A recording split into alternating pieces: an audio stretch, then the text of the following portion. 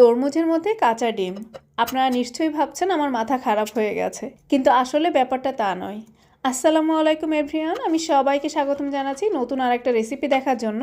আজকে আমি আপনাদেরকে তরমুজ দিয়ে খুবই মজাদার একটা নাস্তার রেসিপি বানিয়ে দিব। আর এই মজাদার রেসিপিটি বানানোর জন্য আপনাদের বাড়তি তরমুজ ছাড়া আর কোনো কিছুই কিনতে হবে না। আমি এখানে আনুমানিক আধা কেজির মতো তরমুজ খোসা ছাড়িয়ে কেটে নিয়েছি। আর এর মধ্যে এখন দিয়ে দিচ্ছি 2টা ডিম। ডিম আর তরমুজ দুটোই কিন্তু রুম টেম্পারেচারের হতে হবে। এই নাস্তার রেসিপিটা দেখতে যেমন সুন্দর হয়েছিল, খেতে কিন্তু তার চাইতেও বেশি মজা হয়েছিল।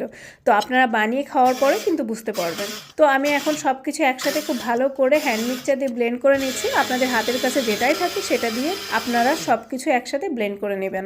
আমি এখানে 260 মিলিলিটারের মতো তরমুজের জুস নিয়ে নিলাম, আর সাথে নিয়ে নিলাম 200 গ্রাম ময়দা। আমি আরও দিয়ে দিচ্ছি 1 চা চামচের মতো বেকিং পাউডার আর অল্প একটু লবণ। সব কিছু আমি খুব ভালো করে মিক্সড করে নিচ্ছি। তরমুজ যেহেতু অনেক মিষ্টি হয়, সে কারণে আমি এখনও চিনি অ্যাড করিনি। আমি টেস্ট করার পরে আমার কাছে মনে হয়েছে চিনি লাগবে, তো আমি 1 টেবিল চামচের মতো চিনি এখানে অ্যাড করে দিলাম। তো চিনির পরিমাণটা অ্যাকচুয়ালি আপনারা আপনাদের পছন্দ মতো অ্যাড করে নেবেন। আমি খুব সুন্দরভাবে ব্যাটারটা তৈরি করে নিলাম। আমি আপনাদেরকে একটু উঠিয়ে দেখাচ্ছি এটার কনসিস্টেন্সি। রেগুলার প্যানকেক আমরা যেভাবে বানাই ঠিক তেমনই এই ব্যাটারটা হবে। তো আমাদের ব্যাটার রেডি, এখন আমি চলে যাচ্ছি ভাজতে। আমি এখানে একটা ফ্রাই প্যান নিয়ে নিয়েছি আর নিয়ে নিচ্ছি একটু বাটার। আপনারা এখানে তেলও ব্যবহার করতে পারবেন। এই পর্যায়ে চুলোর জাল আছে আমার মিডিয়াম আছে। আমি 2 চামচের মতো করে ব্যাটার ঢেলে নিচ্ছি আর হাত দিয়ে ঘুরিয়ে ঘুরিয়ে প্যানকেকের মতো তৈরি করে নিচ্ছি।